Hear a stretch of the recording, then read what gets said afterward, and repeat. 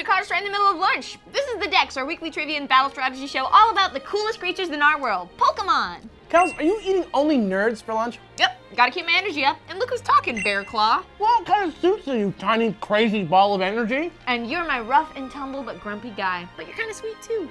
I guess what they say is true. You are what you eat. And that ties in pretty well with this week's Pokemon, doesn't it? It sure does. Follow us to the shadows for this week's episode. It's Sableye.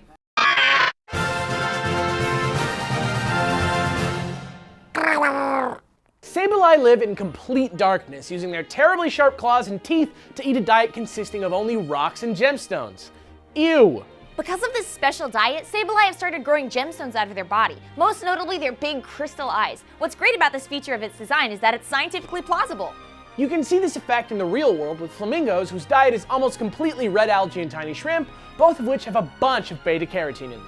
Right! The beta-carotene has a natural bright orange-red pigment, and when the flamingo's body absorbs the beta-carotene, which is super good for you by the way, their body absorbs the pigment and deposits it in pockets underneath the skin. As their feathers grow, they're tinted by the deposits of pigment, and voila! Bright pink flamingos. For Sableye, it must work the same way. Eating all those rocks and gems cause an excess of mineral deposits in its digestive system, which form crystals that grow from its body. And, fun fact, it's got a ruby, sapphire, and an emerald on its back. Coincidence? I think not! Pretty cool, huh? It's the theme of the episode. You are what you eat. We seriously gotta get a real lunch though, because that bear claw is not gonna tide me over till dinner. Psh, I'm totally fine. In fact, I'm amped up to tell everybody about a whole different side of Sableye's origins, and it's crazy scary. All you've eaten today is 3 boxes of nerds. It's time for Pokemon conspiracy theories. The Kelly-Hopkinsville encounter is one of the most well-documented paranormal investigations in the United States. We begin our story in the Sutton family farmhouse, out in the middle of nowhere between the towns of Hopkinsville and Kelly in Old Kentucky. The year was 1955, and Billy Ray Taylor, a friend of the Suttons, had just stepped outside for a drink in the water pump when he saw strange glittering lights in the sky. He ran inside to tell the Suttons about the rainbow lights, but they all dismissed him, telling him it must have been a shooting star. But that's when they began to hear strange noises coming from outside. Billy Ray and Lucky Sutton grabbed their guns and went to investigate. Emerging from the trees was a creature unlike any they'd ever seen. It was short, but stood upright on thin legs with long arms ending in clawed hands and pointed ears. Its eyes glowed, and the 2 men shot at it in a panic. When the men turned to go inside, another identical creature was sitting on the roof. They shot at the creature, but the bullets made a clanging sound as they hit it, and the creature seemed unaffected. The boys ran inside and barricaded themselves in the home with their family, and the creatures terrorized them for hours, popping up in windows and doorways almost playfully, but never entering the house. After a while, the family was able to escape and ran to the police station. The crazy thing is, when the police went to investigate, they saw the strange creature too. The encounter was never fully explained, the best explanation being a few owls or a possibly escaped circus animal in a costume.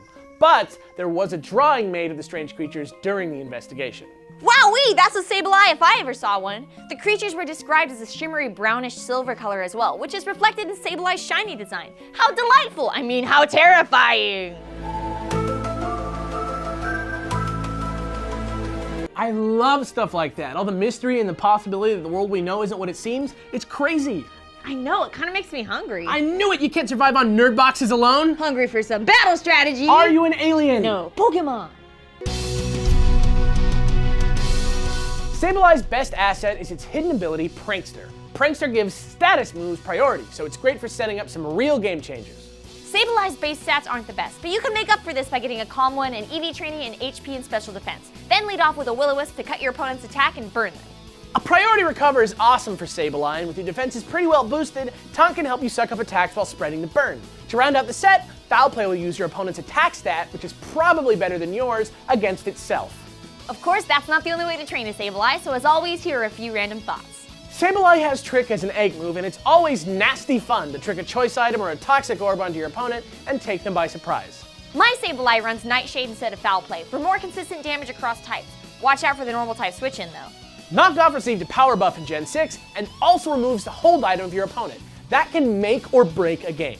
And that's it! Sableye's one creepy cool Pokemon. Thanks for watching, and if you like us a bit, subscribe by clicking below. And hey, can we please go eat now? I really am getting a craving for a Rage Candy Bar. I could go for a Slowpoke tail myself. I'm Alex! And I'm PokeKellz. Tune in next week for a liberating episode of The Dex! Sableye's best asset is Prankster. But you can make up for this by getting a calm one and EV training it in defense and special speed. What? It's HP and special defense. Why did I say defense and special speed? I'm totally fine. In fact, I'm amped to tell everybody about. Why? Tell everybody. I am amped up to tell everyone about a whole different side of Sableye's origins, and it's crazy scary. Maybe it's just written in a way where you can't say it easily.